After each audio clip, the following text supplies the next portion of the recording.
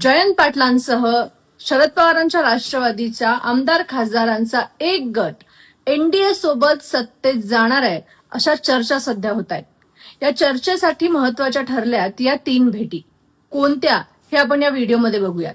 सुरुवातीला जयंत पाटलांनी विनोद तावडेंची भेट घेतली। या भेटीनंतर लगेचच मुख्यमंत्री देवेंद्र फडणवीस दिल्लीला गेले आणि त्यांनी अमित शहांची भेट घेतली। आणि तिसरी भेट जी महत्वाची आहे ती म्हणजे जयंत पाटील आणि देवेंद्र फडणवीस यांच्यामध्ये चर्चा झाली आणि या चर्चेत प्रफुल्ल पटेल आणि सुनील तटकरे सुद्धा उपस्थित होते। या बैठकीनंतर जयंत पाटील एनडीए सोबत जाणार का अशा चर्चा पुन्हा एकदा होऊ लागल्या।